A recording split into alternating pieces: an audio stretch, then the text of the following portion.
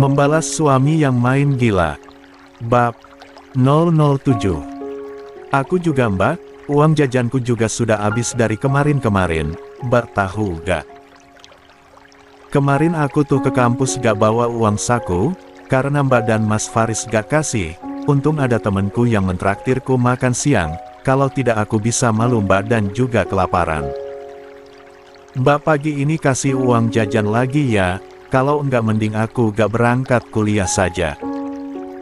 Kali ini Farah ikut menyahut juga sambil mengerucutkan bibirnya yang bergincu merah. Ih kesel deh, pagi-pagi yang dibahas uang saja, memang selain uang tidak ada pembahasan lagi apa. Ini nih yang namanya orang serakah, merasa tidak ada puasnya. Aku melirik ke arah kakak iparku, apakah ia juga akan ikut protes dan juga akan meminta uang kepadaku. Tapi Mas Fahri terlihat anteng-anteng saja, tidak kelihatan kalau ia juga mau antri meminta duit. Bagus deh. Nanti selesai sarapan aku ambilin uang untuk bapak, uangnya ada di kamar. Jawabku datar. Malas bicara panjang lebar dengan mereka minta uang ya sudah aku kasih saja. Tapi nanti jangan protes ya dengan jumlah uang yang aku kasih.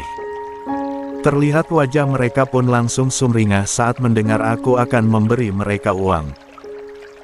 Diam-diam aku menyeringai membayangkan apa yang akan terjadi nanti, hehehe. Al, mas juga minta duit dong, masak mereka kamu kasih mas tidak, pilih kasih sekali. Sahut Mas Fahri tiba-tiba. Nah loh, nyahut juga tuh orang. Pasti karena mendengar duit yang akan aku kasihkan ke orang tua dan adiknya. Memang mas belum dapat kerja ya? Tanyaku dengan wajah yang malas. 21. Sudah kok, dan gaji mas juga lumayan gede, tapi kalau ibu, bapak dan Farah kamu kasih duit ya seharusnya mas juga dikasih dong, mas kan mas ipar kamu. Kamu harus berbakti pada mas karena sekarang mas ini kakak kamu juga. Kamu di keluargamu tidak punya kakak kan? Nah sekarang mas dengan sukarela akan menyayangi sebagai adik, tetapi kamu harus berdikap manis kepada mas agar mas selalu menyayangimu seperti mas menyayangi Farah. Jawan Mas Fahri panjang kali lebar kali tinggi. Aku melongo mendengar semua ucapannya itu, apa yang dia bilang tadi. Aku harus bersikap manis kepadanya. Memang sikap manis yang bagaimana lagi?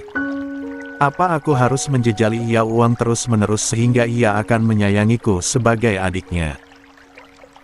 Kalau harus seperti itu mending tidak saja deh. Aku tak butuh kakak yang kalau ada cuma saat ada uang saja. Buat apa kakak kalau harus keluar duit dulu? Yang ada aku bangkrut. Mereka hanya memanfaatkanku saja. Andai mereka benar-benar tulus kepadaku, berapapun uang yang aku keluarkan untuk mereka pun aku pasti akan ikhlas. Jadi aku harus kasih duit ke mas dulu ya untuk mas bisa menyayangiku sebagai adik. Ujarku sambil tersenyum. Nah itu tahu, pintar sekali adikku ketemu gede ini, sahut Mas Fahri membenarkan. Aku pun tersenyum kepadanya. Lalu apa bedanya mas dengan gigolo? Jika pengen disayangi harus bayar dulu. Mending aku bayar gigolo saja sekalian, tidak hanya kasih sayang yang aku dapatkan tetapi pelayanan plus-plus juga. Sahutku dengan masih tersenyum kepadanya. Wajah Mas Fahri pun seketika berubah jadi merah padam. Pasti ia tersinggung, lah salah sendiri bicara tidak jelas begitu. Dek, kamu bicara apa sih? Mas Faris membentakku. Aku lupa dengan suamiku ini, ia pasti mendengarkan semuanya tadi. Ya kan cuma perumpamaan mas. Sahutku tanpa merasa bersalah. Tetap aja mas tidak suka dek, apaan itu sebut gigolo-gigolo segala. Pokoknya adek tuh cuma milik mas. Tekan Mas Faris sedikit menatap tajam kepadaku. Sayangnya aku sudah tidak takut lagi tuh dengan tatapanmu Mas Faris. Iya, Mas cemburu ya. Godaku. Ya cemburulah, Mas kan suamimu. Sahut Mas Faris yang masih terlihat kesal. Alia, kalau bicara jangan asal ngejeplak, dipikirkan dulu jangan sampai kamu menyakiti hati orang. Tegur ibu terdengar sok bijak. Lah si ibu sedang menasehati aku. Tidak salah tuh. Ibu-ibu. Kenapa kamu tidak menasehati dirimu sendiri sih? Kamu saja membenarkan kelakuan anakmu yang tulang selingkuh itu. Ini malah sok-sokan menasehati aku. Capek deh. Aku hanya tersenyum saja. 22. Selesai sarapan, seperti biasa aku akan mengantar Mas Faris berangkat bekerja sampai di teras depan rumah. Ku melirik ke halaman samping ada Sari yang tengah memperhatikan kami. Lah ngapain tuh orang? Masih kurang ya belayan suamiku yang semalam. Setelah menyalimi tangan Mas Faris pun mengecup keningku lalu berangkat ke kantor. Aku mendapati Mas Faris menoleh ke arah Sari lalu mengedipkan salah satu matanya. Dasar buaya. Malas memandangi mereka, aku pun masuk ke dalam rumah dengan wajah yang masam. Kesal dengan semua drama yang mereka lakukan pagi ini. Nduk, mana uang untuk Bapak?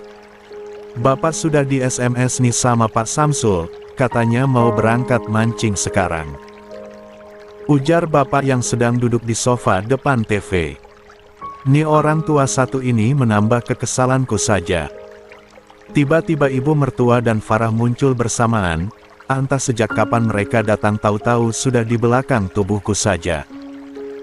Ya Al, sekalian untuk ibu juga ya, ibu mau belanja di supermarket. Timpal ibu mertua. Uang jajanku juga mbak, aku juga mau berangkat ke kampus.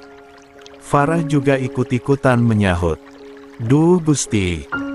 Bisa pecah kepalaku menghapi mereka semua yang kerjanya cuma minta uang, dan uang. Tunggu sebentar. Ujarku dingin. Aku melangkah menuju lift lalu aku menekan angka ke lantai 3 di mana kamarku berada. Setelah mengambil uang, aku pun kembali lagi ke lantai 1, di mana semua orang sedang menunggu kedatanganku. Ini uang untuk Bapak, dan ini untuk Farah dan yang ini untuk Ibu. Seruku dan memberikan jatah uang untuk mereka semua. Mereka semua pun melongo menatap uang pemberianku. Alia, kamu bercanda ya? Cuma 100.000. Seru bapak masih fokus menatap angka uang merah itu. Iya mbak ini sedang bercanda ya. Masa kasih aku dan ibu cuma 50.000 doang? Timpal Farah yang ekspresinya sama seperti bapak mertua. Sedangkan ibu hanya terdiam, mungkin protesan yang akan ia ucapkan sudah diwakilkan oleh suami dan anaknya. Aku nggak bercanda kok Pak, Farah.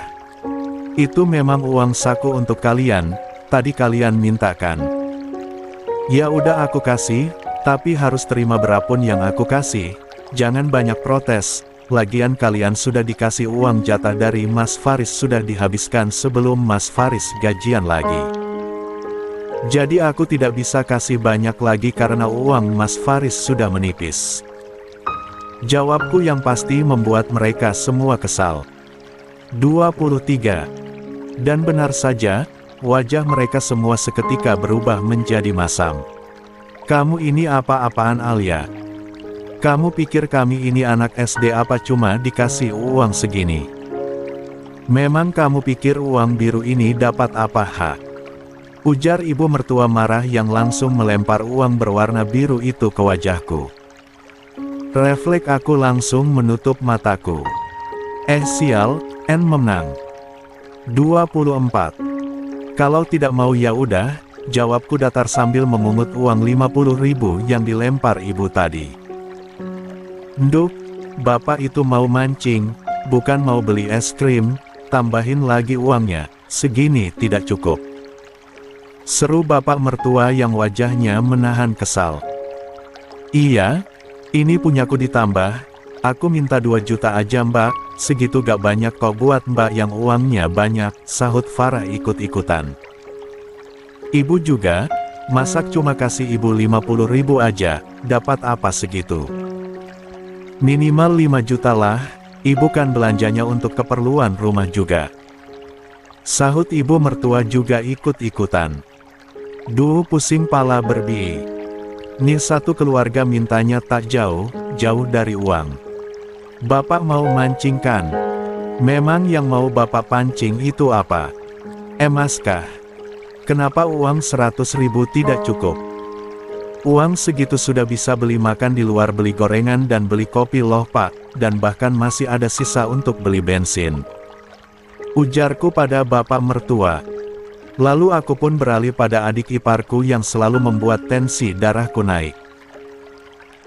Farah, kalau mau uang 2 juta lagi sana cari kerja, kamu bulan ini sudah habis lebih dari 25 juta ya, dan sekarang tidak ada lagi uang jatah untukmu, dan itu uang 50.000 yang terakhir mbak kasih kepadamu, ujarku pada Farah.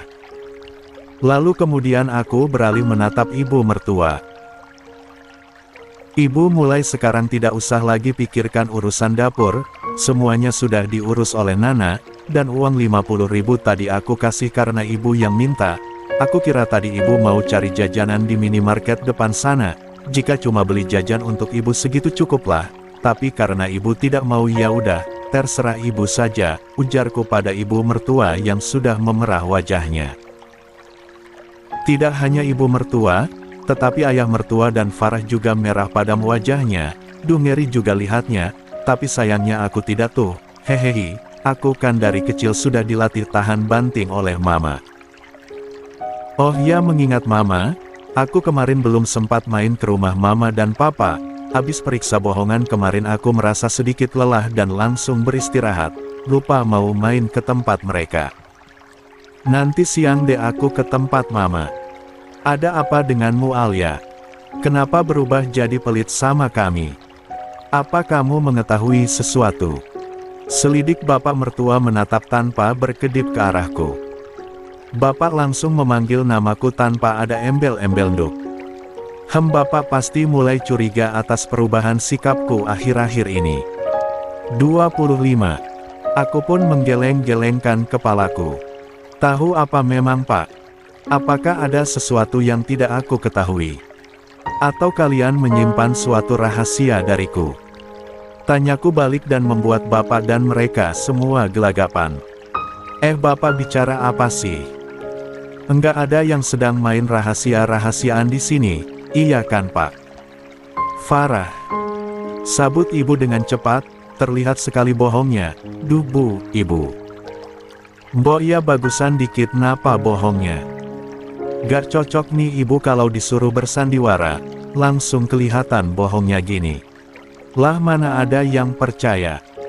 Hanya orang bodoh yang mempercayai mereka.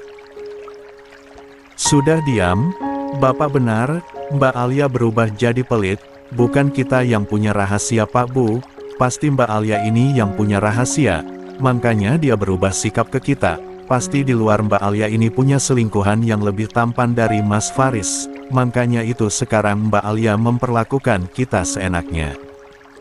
Tukas Farah menuduh yang tidak-tidak.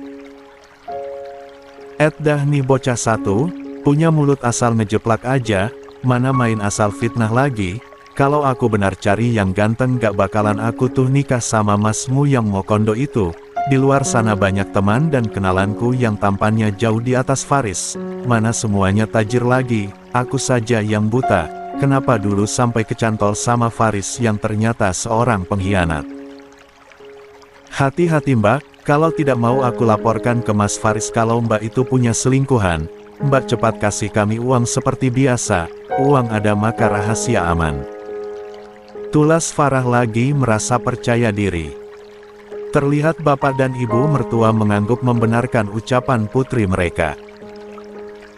Bapak tidak menyangka, menantu yang bapak kira alim dan baik ternyata selingkuh juga, benar kata Farah. Mending kamu cepat kasih kita uang karena bapak sudah ditunggu sama teman bapak, kamu kasih uang maka kami semua akan tutup mulut pada Faris, ujar bapak yang memakan mentah-mentah ucapan anaknya.